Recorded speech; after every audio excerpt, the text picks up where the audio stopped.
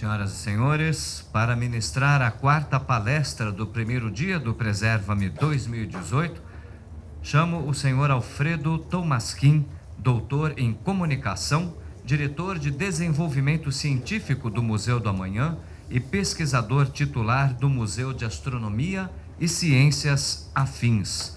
A palestra enfocará o papel e as especificidades dos museus digitais e sua constante necessidade de atualização. Senhor Alfredo Tomasquim, por favor, suba ao palco.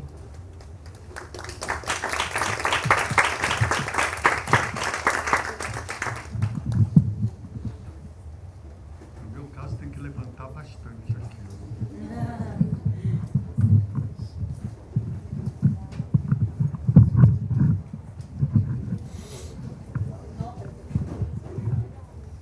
Obrigado. Pronto, boa tarde a todos.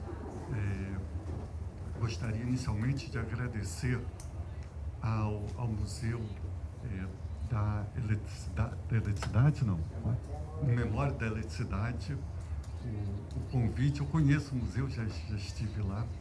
O convite de estar aqui, para mim, é uma grande satisfação.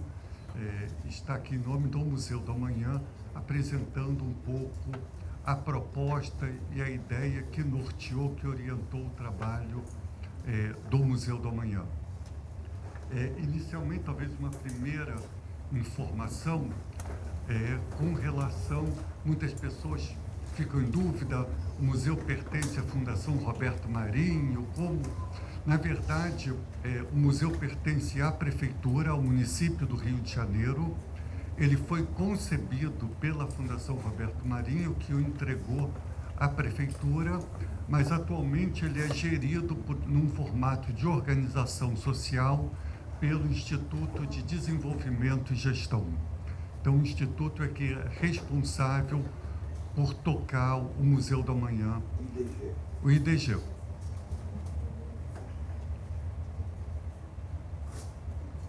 Não é esse. É esse. Bom, o Museu do Amanhã é um museu basicamente de ideias, é um museu, quer dizer, só para ter uma ideia das pessoas, quem já esteve no museu, por favor, só para... quase todo mundo. Então vai ser fácil. Bom, é um museu de ideias, ele não, de um museu de perguntas, ele não é um museu de coleções de acervos. E por que ele não é um museu de coleções ou de acervos?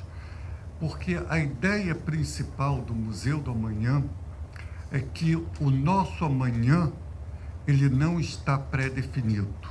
O nosso amanhã é uma construção. E é uma construção feita a partir dos caminhos que nós escolhemos hoje. Então, é o nosso hoje, o nosso momento atual e as escolhas que nós vamos fazer que vai definir que amanhã nós teremos ou que amanhã nós não teremos. E com isso nós temos uma questão que o nosso hoje está mudando a cada instante, o nosso amanhã também. Então, se o visitante for hoje, ele vai encontrar um museu. Se ele for daqui a um ano, eu espero, se nós estivermos trabalhando bem, vai encontrar um outro museu. Porque o nosso hoje está mudando a cada dia. E os cenários possíveis de amanhã também estão mudando a cada dia, estão se modificando. E a coleção, o objeto, ele prende, ele é uma espécie de uma âncora do museu. Então, a vantagem do meio da mídia digital, do suporte digital, é a possibilidade de nós estarmos permanentemente atualizando o museu. Vocês terem uma ideia, ele vai completar agora 3 anos, foi inaugurado no final de 2015, e nós já tivemos de lá até agora mais de 400 atualizações. Algumas atualizações pequenas ou rotineiras, que nós fazemos sempre, quer dizer, o próprio sistema ele é vinculado a algumas bases de dados internacionais. Então, por exemplo, população mundial, que é um contagiro da população. Na hora que a exposição é ligada de manhã, ele já acessa os dados, já atualiza diariamente a população mundial. E outros dados nós temos que inserir, e outros temas como que não necessariamente são dados atualizáveis, mas característico da ciência como uma atividade que está sempre em mudança.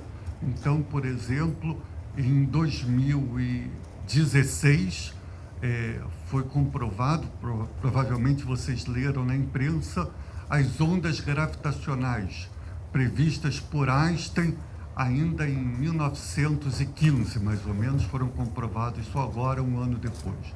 Então, nós atualizamos o conteúdo para inserir essa informação. Então, estamos o tempo todo tentando atualizar o material. Ele foi criado. Por que nós entendemos o Museu do Amanhã como um museu de ciências? Porque essas informações que são fornecidas para o visitante e esses cenários são baseados no conhecimento científico. Então, nós tivemos na construção do museu um grupo de 40 consultores que, na verdade, se degladiaram, claro, porque cada um acha a sua área mais importante do que as dos demais, mas, enfim, chegou-se a uma solução, a uma situação. Alguns ficaram mais satisfeitos, outros menos, mas é natural. E mesmo agora nós temos um grupo de consultores que nos acompanham e nos alertam, nos informam. Então, por exemplo, há numa parte da exposição a informação de que uma parte da nossa massa, na verdade, são micro-organismos que habitam em nós. Nós somos ecossistemas. Então, vocês podem dizer, se alguém for lá se pesar e a balança der um valor, vocês podem dizer, 4 quilos aqui não são meus, eu não me responsabilizo por eles, me responsabilizo só pelos demais. Então, um dos consultores disse, olha, saiu na Nature, uma revista científica, a notícia de que isso foi recalculado e não são mais 500 milhões de micro-organismos, e sim 1 bilhão de micro-organismos. Assim, não faz muita diferença aqui para 500 milhões ou 1 bilhão, mas, enfim, nós tivemos que atualizar a exposição. Não, eu fui para o lado errado, vocês me desculpem. Bom, então, quer dizer, o Museu do Amanhã, ele tenta provocar no visitante 2 questões. Que amanhã você deseja e o que você está disposto a fazer para isso? Então, é um museu que busca o engajamento. Busca criar no visitante essa expectativa de engajamento. E aí nós temos a ideia, a mensagem-chave, justamente o amanhã é hoje, e hoje é o lugar da ação. Ou seja, é hoje que nós vamos definir nosso amanhã, não é quando nós chegarmos lá. Ou seja, como o professor bem comentou sobre a questão das mudanças globais no clima, quer dizer, são as nossas atitudes hoje que vão definir o clima em 2050, e não o que a população da Terra, desse planeta, fizer em 2050. Mas nós que vamos definir esse amanhã. E aí surgiu uma questão, bom, mas se o museu ele está sempre mudando o seu conteúdo e atualizando, se ele está mudando, não com tanta frequência, mas também está mudando os seus cenários de futuro, o que nós podemos caracterizar e dizer, isso é um museu, isso não muda, não é? A semelhança de um museu que detém uma coleção. Você pode mudar a museografia, você pode mudar a forma de trabalhar aquele acervo, mas a base do museu é sempre aquela coleção, é aquela coleção que define a identidade do museu. E aí, então, qual a nossa identidade? O que substitui as coleções? E aí nós definimos, na verdade, dois pilares, que são dois pilares éticos, que é sustentabilidade e convivência. Como nós queremos viver uns com os outros, como nós queremos viver com o planeta. Então, esses são os nossos eixos, os nossos pilares éticos.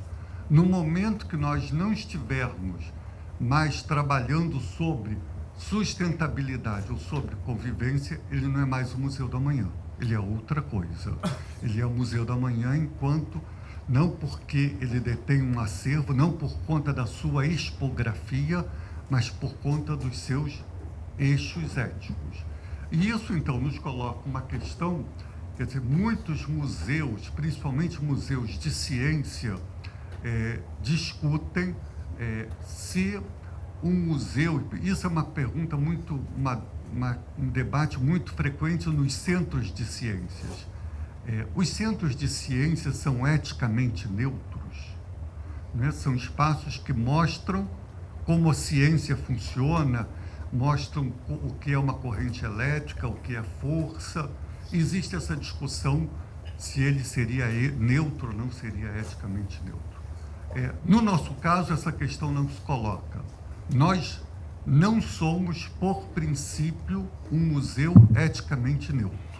Ou seja, a partir do momento que nós temos eixos éticos pré-definidos, nós temos uma proposta de engajamento e, digamos assim, de mudança do universo à nossa volta. É um museu que busca a transformação da realidade. Então, um museu que busca a transformação da realidade não pode ser eticamente neutro. Eu, particularmente, para mim também não existe museu eticamente neutro, nem os centros de ciência. A partir do momento que você está divulgando, isso é uma proposta e é uma forma, já é uma política, né? Por que divulgar ciência, ou por que não divulgar música, ou por que divulgar religião? Nisso você já está fazendo uma posição. Então, para mim, essa discussão, mas isso é uma discussão ainda muito presente. Bom, só para mostrar, quer dizer, ele fez parte, quer dizer, a concepção dele foi servir como uma espécie de âncora da região, foi chamado Projeto Porto Maravilha, que é por 1/3 do centro do Rio de Janeiro. Ou seja, que é onde fica, inclusive, o Museu da Eletricidade. Quer dizer, qual é a cidade que se permite que 1/3 do seu centro esteja numa situação de degradação e abandono? Então, é algo realmente que é imprescindível que esse projeto, ele, enfim, como nós conhecemos aqui no Brasil, as coisas meio que não são lineares, elas vão e voltam, mas a gente espera que a resultante seja no sentido de que essa região ganhe uma grande vitalidade. E o museu está localizado aqui. Desculpa, eu tenho aqui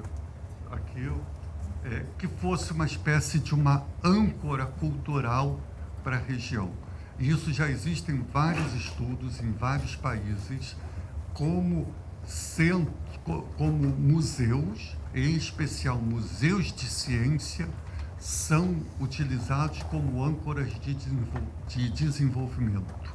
Ou seja, quando se leva um museu de ciências para um local, você naturalmente traz crianças, a semana inteira você traz público, então ele termina sendo um fator de desenvolvimento e já há vários estudos nesse sentido.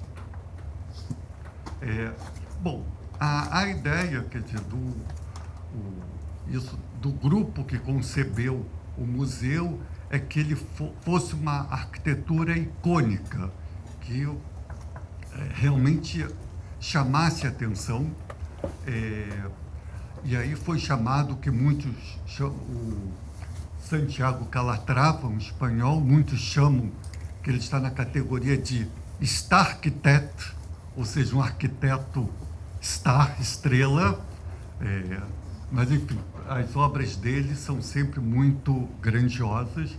Ele tem uma forma muito peculiar de trabalhar, que ele fez algumas visitas ao Rio com uma prancheta e aquarela.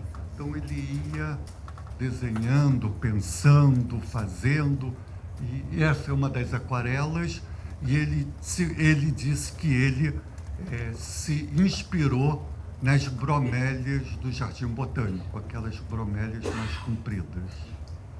E aqui uma outra visão, então, a ideia foi que o museu ficasse assentado, quer dizer, a ideia que seria sobre esse pier, é um pier antigo, construído na década de 50, quer dizer, um museu que não faria sentido nós termos construído esse pier, né? Só um museu que se pretende sustentável, construir um pier desse na Baía de Guanabara é contrassenso, mas nós aproveitamos esse pier existente e a ideia foi pousá-lo em cima de 2 espelhos d'água com um grande jardim lateral.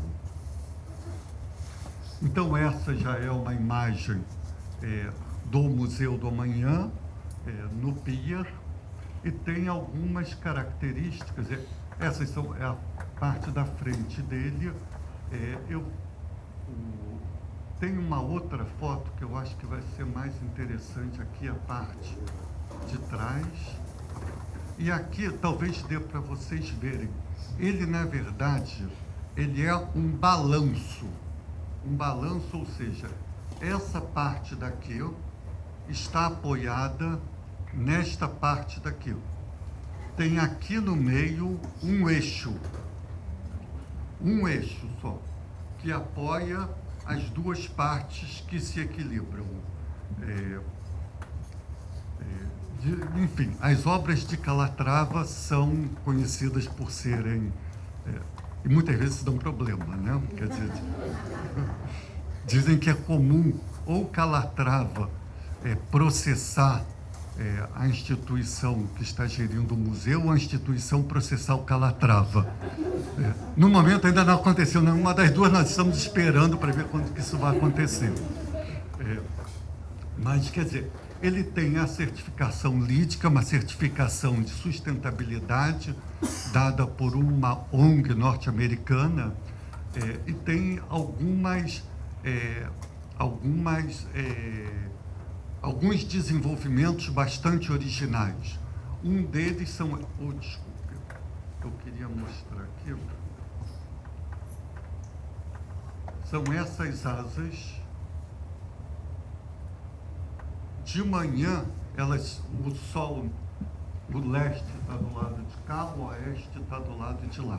Então, de manhã, as asas estão viradas para cá, são asas com células fotovoltaicas. E elas geram aproximadamente 10% da energia consumida no museu. Ao meio-dia, elas estão abertas, recebendo a intensidade total do sol, e na tarde elas estão voltadas para o oeste. Além disso, quer dizer, o sistema de refrigeração do ar-condicionado é feito com água fria que é bombeada do fundo da baía. Então, se bombeia água fria, ela passa por filtros, circula pelas serpentinas do ar-condicionado e retornam para esse lago, que elas saem quentes, então, para baixar um pouco a temperatura e serem devolvidas para a Baía de Guanabara numa temperatura mais amena. Há também um sistema de reuso, de coleta de águas pluviais e de reuso de água, que é utilizado principalmente para irrigação, para uso em vários vasos sanitários, limpeza, esse tipo de coisa. Enfim, tem outras características também, mas eu não vou usar muito tempo nisso, senão não dá tempo de desenvolver outros temas. Bom, essa é uma visão inicial do átrio. Esse é o primeiro elemento, que é um globo de 4 metros de diâmetro em LED e que mostra os movimentos do nosso planeta, e mostra como o nosso planeta é integrado. Então, um sismo que acontece no Japão, ele é sentido no Chile. Os ventos trazem o potássio da região do Saara para o norte do Brasil, propiciando que exista uma floresta amazônica. As mudanças das correntes elétricas, das correntes marítimas, desculpem, mudam o clima do planeta. Então, nós queremos mostrar, quer dizer, aqui, a ideia a Terra como um sistema integrado. Então, quer dizer, conceitos como, por exemplo, jogar fora, né? Vamos pegar e joga lixo fora, né? Quando a gente olha para o planeta, se diz, fora onde, cara pálida? Né? Quer dizer, não tem fora, está tudo dentro, porque você pode estar fora do seu referencial, mas ele continua dentro do planeta. Esse grupo também é do arquiteto? Não. O dele é só a arquitetura mesmo. A parte da museografia, ela foi concebida por um escritório norte-americano do Applebaum, que trabalha com museus de ciências. Aqui uma imagem das rampas, aqueles que visitaram, desceram aqui as rampas. Então, ele é sempre muito amplo. Essa é a nave central superior, 120 metros de comprimento por 12 de largura. E, então, o museu, ele conta uma história, ele traz uma narrativa. E a narrativa tenta seguir perguntas que a humanidade sempre se fez ao longo da história e continua se fazendo. Ou seja, de onde viemos, o que somos, aonde estamos, para onde vamos e como vamos conseguir chegar lá. Essas perguntas sempre aconteceram e sempre vão continuar acontecendo, e as formas de responder são sempre diferentes. Então, ela tem uma trajetória, um roteiro. Eu gosto, quer dizer, há controvérsias, algumas pessoas torceram um pouco o nariz, mas eu associo um pouco com o desfile de escola de samba, né? Com a diferença que os desfiles, você fica parado e a escola passa. Aqui o museu está parado e você passa, mas ele tem um enredo aqui para contar. E aí, então, o cosmos é a parte inicial, de onde viemos. Ele começa na forma de um ovo, justamente a forma arquetípica, básica, que caracteriza a origem. É um filme 360 graus e mostra um pouco da onde nós viemos, de como surgiu o universo, como surgiu a matéria, como surgiu a energia, como a partir da matéria surgiu a vida, como a partir da vida surgiu o pensamento, um pensamento que é capaz de imaginar esse universo. Novamente, dentro de uma visão científica, nós já recebemos cartas, inclusive de um vereador ou pessoas dizendo: vocês tinham que apresentar aqui essa concepção do surgimento do universo de 4,5 bilhões de anos a partir de uma singularidade, uma explosão inicial. Isso é uma das hipóteses. Existem outras teorias sobre a criação do universo e a Bíblia conta uma delas. Então, a nossa resposta foi: respeitamos todas as teorias, mas este é um museu de ciências. Isso foi uma opção. Então, nós contamos essa história com base na ciência. Senão nós poderíamos estar contando com base em outras coisas. Existem mitos de origem, existem uma série de outras possibilidades. Isso é uma questão, é a escolha que o museu fez. Aqui já uma visão interna, pessoal, você pode ficar deitado ou sentado. E sempre, quer dizer, nós trabalhamos com uma área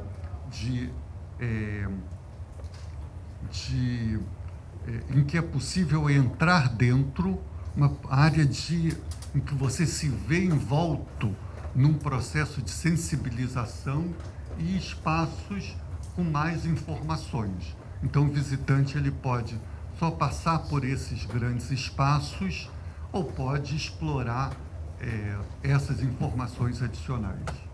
Bom, o segundo momento é terra, e a pergunta é quem somos, e nós trabalhamos justamente com a ideia, nós somos matéria, nós somos vida e nós somos pensamento. Então nós temos 3 cubos dedicados a cada uma dessas características. O primeiro é o cubo da matéria, em que mostra a Terra vista do espaço, como Gagarin viu pela primeira vez, e dentro sempre o que há de específico. Então, por fora o que é mais geral e por dentro o que é mais específico. Então, aqui o planeta, que é mais geral. Do lado de dentro, nós trabalhamos com os fluxos, nós chamamos de 4 oceanos. O movimento da Terra, muito lento, dos continentes, o movimento das águas, o movimento dos ventos, o movimento da luz. Esses 4 elementos se interrelacionam e propiciando o surgimento da vida na Terra. E nós utilizamos, isso é uma escultura dinâmica, algo que nós percebemos é que, apesar de nós sermos um museu de ciência, a linguagem artística ela é muito potente como forma de comunicação. Muitas vezes mais potente do que a ciência. Então, muitas vezes é mais fácil transmitir um conceito ou uma ideia através de uma imagem artística. Então, nós utilizamos muito esse elemento artístico para facilitar a comunicação com o visitante. O segundo já é o cubo. Eu vou, talvez, adiantar um pouquinho para a gente poder ter no tempo depois para conversar. O cubo da vida, o cubo do conhecimento, que é o cubo da vida, nós do lado de fora, o que é geral, a vida, que é o DNA, que é a capacidade de reprodução, e do lado de dentro, então, nós usamos os 6 ecossistemas do entorno da Baía de Guanabara. As terras altas, manguezais, enfim, os vários ecossistemas para caracterizar a vida. E, por fim, o pensamento, do lado de fora, o que é comum ao pensamento, representado pelas redes neuronais que propiciam o pensamento, e do lado de dentro, a cultura, a diversidade da cultura produzida pelo pensamento. São 32 postes, cada poste tem 4 faces, cada face tem 8 fotos, portanto são 32 fotos em cada totem, são 1024 imagens mostrando como nós vivemos, amamos, nos relacionamos com a morte, comemoramos, como é a sensibilidade de várias culturas, mostrando como nós somos tão diferentes e tão iguais ao mesmo tempo. A parte central do museu nós utilizamos uma ideia que ainda está em construção, que é a ideia do antropoceno.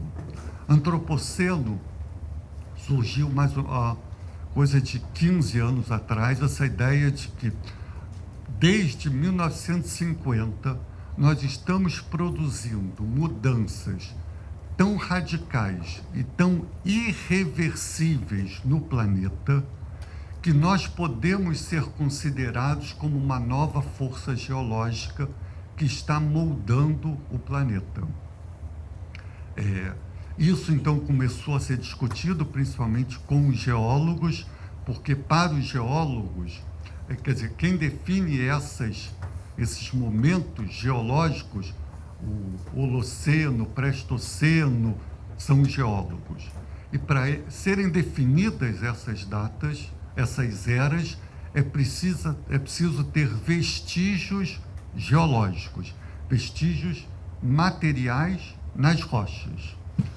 Então, até hoje, esse é, digamos, um conceito mais histórico ou filosófico, digamos assim. Apesar do que eu estive conversando, por acaso, semana passada, com um professor da UERJ de Geologia, ele disse o seguinte, porque isso tem sido discutido já a cada 4 anos no Congresso Internacional de Geologia, existe uma comissão que discute se existem bases científicas para caracterizar o antropoceno. E alguns achavam que sim, alguns achavam que não. Parece que agora já existem registros que mostram a presença de microplásticos em rochas, em sedimentos, em todo o planeta.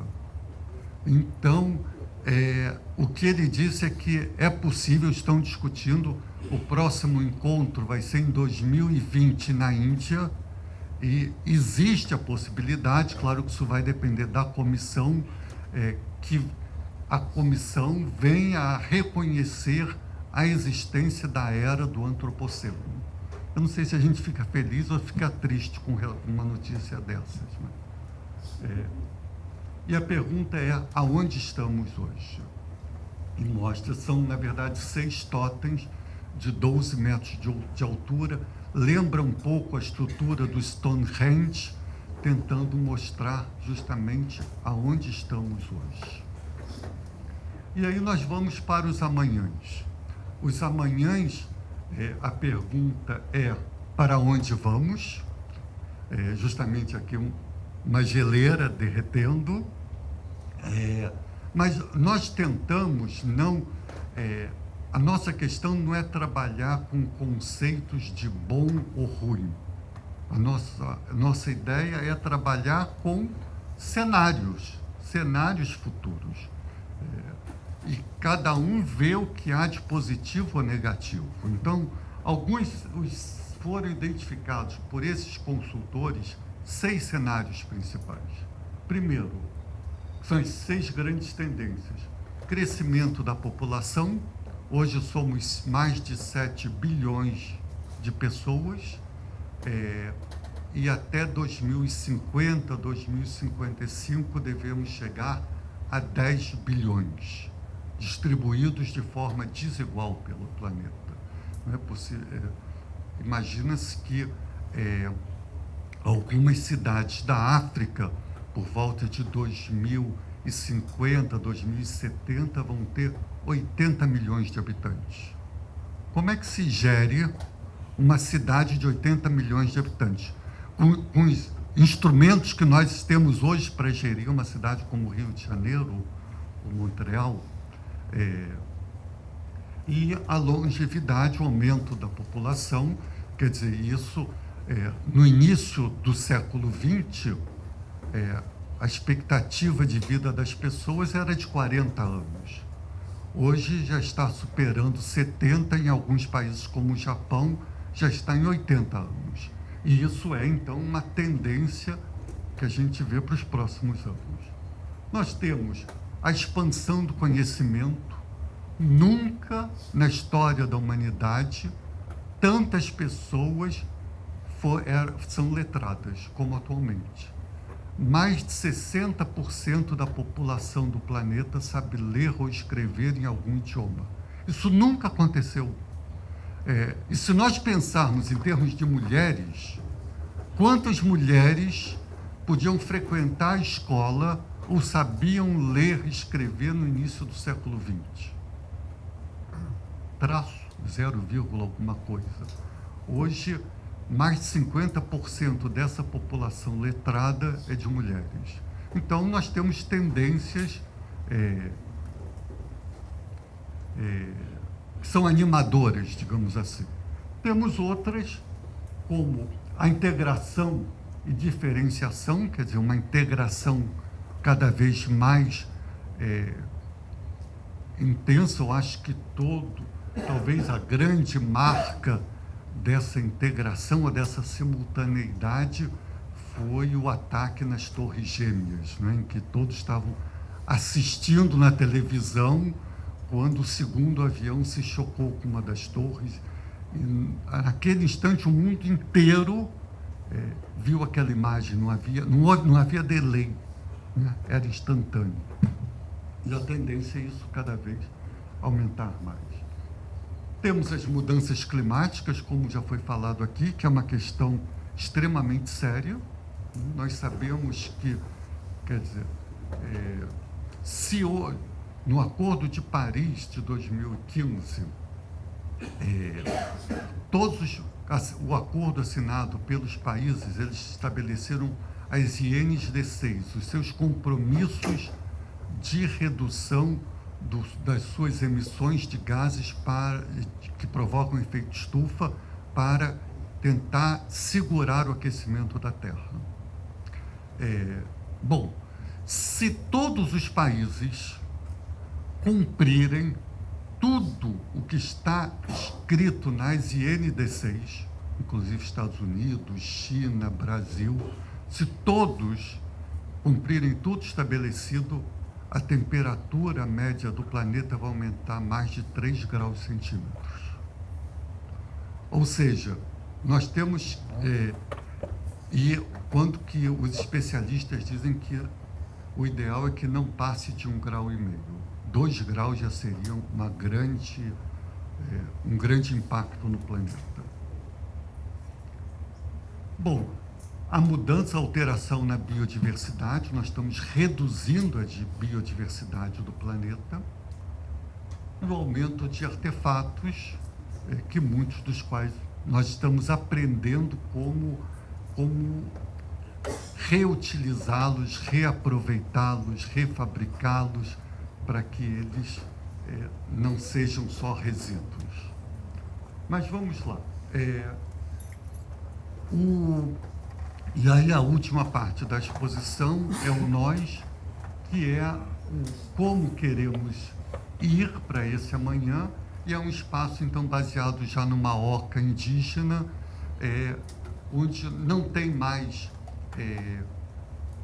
informações, é um local só de luz e som, meio que aquele local com um piso acarpetado, aquele local para mais de acolhimento.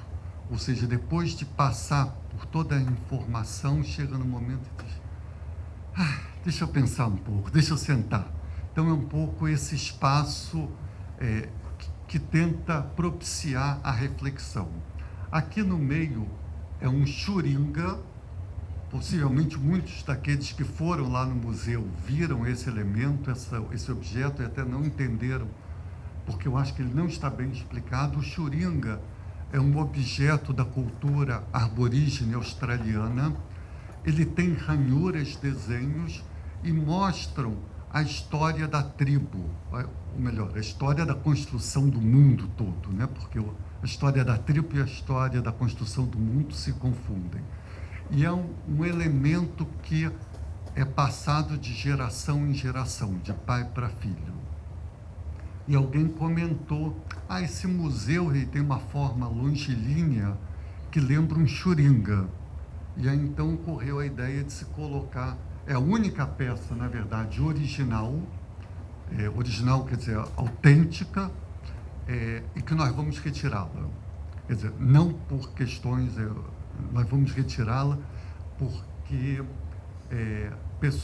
pesquisadores australianos nos alertaram que esse é um objeto ritualístico e considerado restrito por esses grupos na Austrália, e principalmente ele não deveria ser disponível às mulheres. Quer dizer, apesar de nós não concordarmos com esse tipo de ideia, isso nós discutimos muito e chegamos à conclusão que se um dos nossos pilares é a convivência, nós temos que, por mais que nós não concordemos, nós temos que respeitar esse princípio deles. Então, nós vamos substituir, na verdade, o Xuringa por um outro elemento que está sendo desenvolvido e deve ficar pronto no próximo ano. Bom, e aí retornamos, então, à realidade, uma vista à Baía de Guanabara. Esses é um dos iterativos que nós já fizemos depois de inaugurado, sobre a Baía de Guanabara, mostrando outros exemplos de baías, como a de Sydney e a do Japão, de Tóquio, uma nos Estados Unidos, que foram recuperadas. Então, e mostrando como é possível hoje recuperar a Baía de Guanabara. O observatório, que é um local justamente de conversa, onde a gente mostra um pouco dos movimentos do planeta, e aí nós temos possibilidade de pegar aqueles elementos que estão no globo e discutir com as pessoas. Esse é o laboratório de atividades do amanhã. Então, é um local makerspace, um local para se experimentar e pensar um pouco. Quer dizer, nós entendemos, quer dizer, ciência, tecnologia e arte é um tripé que tem um papel muito importante. Estou fechando aqui. No sentido de que o conhecimento permite o engajamento. A tecnologia ou a técnica permite a construção de habilidades para gerir esse amanhã.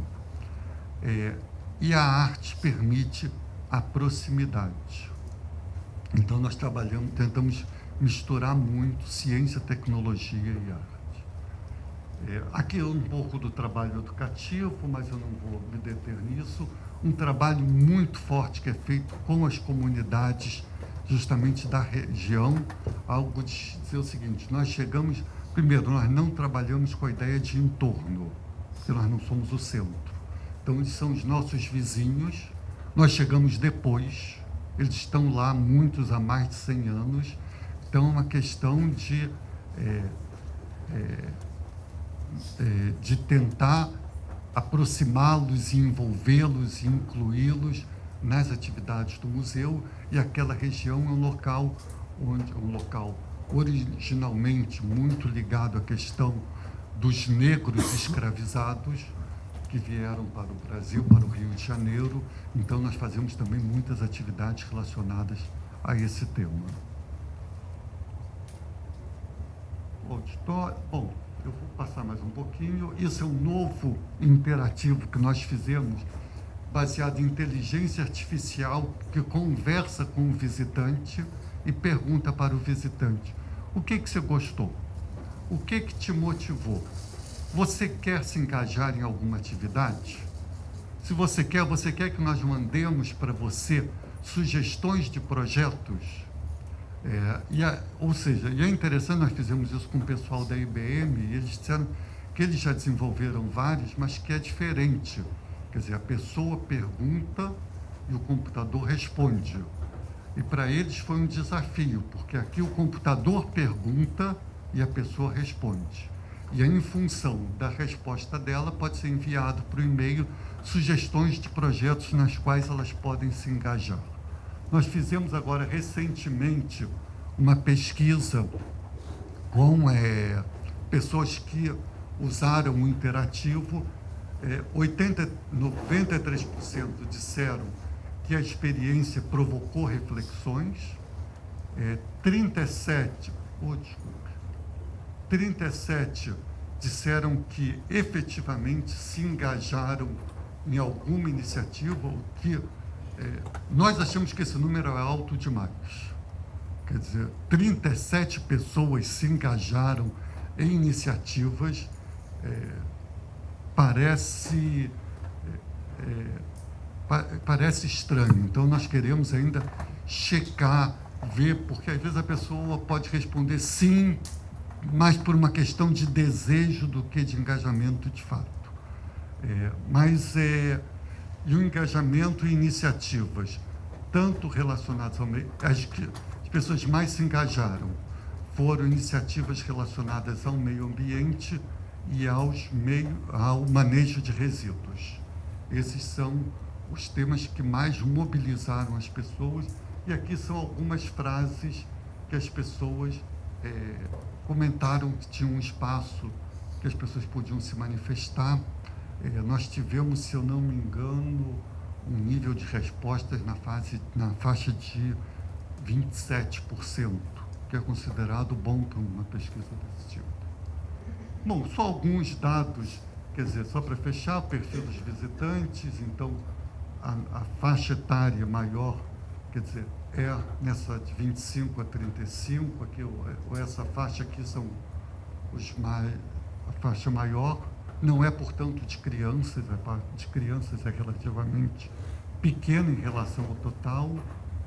Aqui a origem, cidade do Rio, 24%, outras cidades do estado, 16%, outros estados do Brasil, 54%, e 6% de outros países. Então, somente 1/4 são de habitantes da cidade.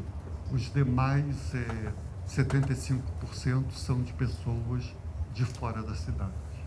E eu acho... isso só para mostrar que, para alguns, esse esteve no museu 31% no último mês, mas que 28% não ia ao museu há mais de um ano, e 7% nunca foi, 35%, portanto, não estavam frequentando o museu. E é isso, então, obrigado a vocês pela atenção. Desculpem se avancei um pouquinho no tempo, mas se nós for possível... Temos tempo ainda para perguntas. Mais uma vez, somente levantar a mão, levaremos o microfone. Só um momentinho, que há uma pergunta ali. Boa tarde, me chamo Arthur, sou do Centro da Memória da Eletricidade. Eu tenho além de uma dúvida, é uma pergunta. Como você disse, existe alguma iniciativa do museu para preservação ou revitalização da Baía de Guanabara, já que o mesmo apresenta os exemplos bem-sucedidos de baías recuperadas ao redor do mundo? Gostaria de saber se existe alguma iniciativa. Olha, nós estamos tentando. Ainda não conseguimos realizar. Uma das questões é que nós faríamos nesse interativo, houve várias universidades da região do entorno da Bahia criaram um pool para fazer um monitoramento permanente da Bahia, das condições da água e vários elementos. E nós estávamos combinando com eles que o museu nós colocaremos um grande painel para que a população pudesse ver como está esse monitoramento, como estamos hoje e qual é a situação do desejável. Mas esse projeto das universidades sofreu uma interrupção, um problema, eles agora estão tentando retomar. Nós estamos vendo, junto com um grupo da Academia Brasileira de Ciências e do Instituto de Biologia, da Faculdade de Biologia, de fazer um projeto de ciência cidadã. ou seja, em que a própria sociedade ajuda a monitorar as condições das águas da Bahia. Não sei se vocês sabem, hoje o grande problema da Bahia é esgoto doméstico. Não é mais a parte industrial, quer dizer, tem, claro, algum esgoto industrial, mas isso é menos. E o grande problema, a Bahia, ela é, na verdade, uma grande bacia para onde vão uma quantidade enorme de rios. E esses rios trazem as águas com os esgotos domésticos das várias regiões.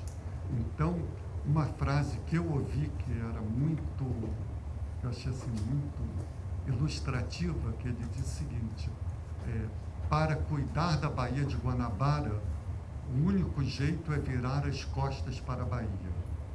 Ou seja, é olhar para o seu entorno, porque o problema não está na Bahia, está nesse entorno. Existem regiões como Nova Iguaçu, em que 5% dos domicílios têm esgoto. 5%, 95% dos domicílios não têm um sistema de esgoto adequado.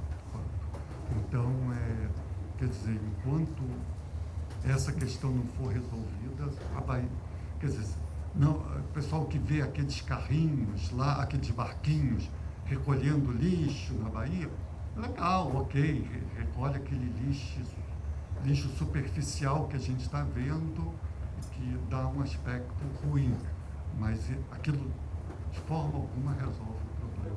O problema ali é saneamento, é impedir. Estudos mostram que se hoje conseguisse fechar, colocar barreiras, claro que isso não existe, né? Imaginárias, barreiras na saída dos rios que vão para a Baía de Guanabara, algo em torno de um mês, a Bahia estaria renovada, em função da renovação de água da região. Então, enfim, vamos torcer, quem sabe aí, a cada 4 anos a gente renova as esperanças, vamos ver se vai acontecer alguma coisa agora nos próximos 4. Eu tenho um adendo também, aqui, desculpa, dentro desses 37% que o senhor citou, relacionado à mudança que as pessoas entraram e tiveram alguma iniciativa de mudança, essa iniciativa não pode ter sido relacionada à educação, no caso, fazendo reciclagem ou fazendo algum tipo de ação interna, deixando de jogar o lixo na rua, ou coisas desse tipo. Vocês avaliam também essa parte? Tem como chegar a esse indivíduo e saber se isso aconteceu, essa mudança aconteceu? Isso foi uma pergunta do questionário. Quer dizer, não me ocorreu trazer aqui, mas isso foi tabulado. A grande maioria é com iniciativas individuais. Então, a pessoa diz, agora nós separamos o lixo em casa. O outro diz, eu consegui que o meu prédio separasse o lixo. Ou eu agora reduzi o meu consumo de carne. Então, são coisas relacionadas ao hábito individual da pessoa. E alguns tantos nós fizemos antes um trabalho, com a ajuda de um grupo chamado Colabora, que monitora ONGs, que existem muitas ONGs não confiáveis, mas eles justamente fazem um trabalho de identificação de ONGs que são corretas. E eles nos ajudaram, nós entramos em contato com essas ONGs das mais diversas áreas. Então, em função da resposta do visitante, perguntamos se ele quer que a gente sugira algum projeto. Se ele diz que sim, nós sugerimos. Existem, eu não lembro os valores, mas eu diria que talvez na faixa de 15% a 20% desses que se engajam em projetos maiores, mas a grande maioria é na mudança dos hábitos individuais. Obrigado. Boa tarde, me chamo Rodrigo, sou da Celesc Geração, trabalho com os documentos permanentes das usinas. E a minha pergunta, uma parte já acabou de ser respondida. A questão da interação com a sociedade, tecnologia e a ciência, essa base de dados que vocês adquiriram, né, ao longo do tempo, que vocês trabalham tanto na interatividade, museu, pessoas, museu, na questão estrutural do museu, como é que vocês realizam o planejamento, vamos dizer assim, nas novas ações, como é que vocês processam esses dados, e como é que vocês fazem novos pensamentos, para onde vamos, na questão estrutural do museu, porque eu vi que tem muita informação rica, vocês têm também o apoio de grandes instituições, pessoas, públicos, e isso ajuda muito, não só o museu, como essas instituições. Então, diante dessa gama de informação, eu gostaria, tenho uma curiosidade de saber como é que vocês trabalham isso. Tem vários tipos de informação. Por exemplo, cada visitante recebe um cartão que nós chamamos TAERES, que ele pode cadastrar seu nome e e-mail e ele interage, ele aproxima em cada interativo e o interativo vai reconhecê-lo. Com isso, nós conseguimos monitorar o fluxo dos visitantes dentro da exposição e ver quais são os interativos que estão tendo mais interesses, que são mais acessados, que são menos acessados, que as pessoas demoram mais tempo consultando.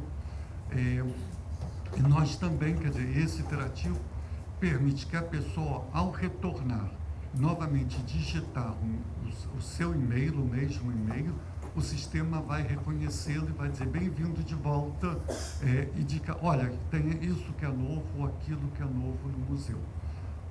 Não está todo ele funcionando, mas essa parte de monitoramento já, a parte de comunicação com o visitante ainda está sendo implantado. Foi pensado na sua concepção que nós seríamos uma espécie de uma biblioteca para guardar todo esse material que nós recebemos, relatórios e tudo mais. Nós começamos a trabalhar nesse sentido. Só que nós começamos a perceber que os pesquisadores, de fato, eles precisam de algo mais especializado. A gente tem muita informação, mas não entra, não no nível que um pesquisador precisa, no nível que um visitante precisa. Nós começamos a ver que não estava funcionando, porque não havia demanda de pesquisadores por essas informações. Então, nós estamos abandonando, porque nós vemos que isso não está funcionando. Por outro lado, tem um grande número de pesquisadores interessados em pesquisar sobre o museu. Então, nós estamos agora montando um sistema de atender. Nós tínhamos criado um sistema de atendimento às pessoas que queriam visitar, consultar as informações coletadas. Mas não é isso. As pessoas estão interessadas em fazer pesquisas sobre o museu. Então, nós estamos mudando a nossa proposta de trabalho com relação a isso, para tentar atender. Iveson, da Memória da Eletricidade. Eu queria saber como é que o Museu da Manhã se relaciona com outros museus de tecnologia aqui do Rio, como o MAST, né? O senhor trabalha lá, o Oi Futuro e até o Planetário. Como é que vocês, se vocês têm essa relação e qual? Porque você falou que o pessoal das universidades fez um pool em volta, né? Tem uma ideia de fazer algum pool de museu de ciência aqui no Rio de Janeiro? Assim? Existe uma associação que se chama Associação Brasileira de Centros e Museus de Ciências. É uma rede que reúne os museus de ciências do Brasil, no sentido que eles possam vivenciar dois museus, que eles possam vivenciar, ter capacidade de entender a diversidade, a multiplicidade de museus. E que o Museu do Amanhã é uma tipologia, existem outras tipologias. Então fazem parte, se eu não me engano, o MAST, o Museu Histórico, eu assim de cabeça não sei dizer quais são os outros. E é interessante esse projeto que a interpretação não é só entre museus, mas entre museus a uma cidade. E isso tem sido uma coisa impressionante, como principalmente as camadas mais humildes da população transitam pouco na cidade. E como as crianças transitam pouco na cidade. Elas não conhecem a cidade. Então, no momento que elas vão a um outro museu que é distante da sua casa, elas vão com uma pessoa que vai falando sobre a cidade. Então, entre museus, há uma cidade entre esses museus. E também já uma outra pessoa interpretou, essa eu achei interessante, que foi entre museus. Mas nós temos trabalhado muito com isso. Quer dizer, isso foi até algo que nós percebemos, só para complementar, quando o Museu do Amanhã inaugurou, ele tem um quê de originalidade, é uma proposta original, né? E vários museus em outros países vieram estudar, se interessar, conhecer, discutir, compartilhar. E aí, num certo momento, nós, um pouco como se diz, caiu a ficha, nós dissemos, mas espera aí, e os museus no Brasil, os museus na América Latina, os museus no Rio, e aí tentamos, quer dizer, já uma ação proativa para estarmos mais juntos desses museus. Aqui em Campinas está acontecendo isso. Então, é um grupo da Unicamp que está levando pessoas para conhecer a cidade. E passar pelos museus, interessante. Muito obrigado. Deve eles ter uma tendência. Olha, é o pessoal da Unicamp. E da Facam. Porque é impressionante, as pessoas não circulam na cidade, né? Quer dizer, principalmente as crianças, quer dizer, muitas estudam perto de casa, vão para a escola, voltam, normalmente finais de semana, os pais, nós não tem dinheiro para pagar a passagem do ônibus, então terminam se restringindo àquele espaço geográfico. Mas eu vou buscar esse pessoal da Unicamp. Agora, sábado de manhã, eu estou indo para ver, estou interessado.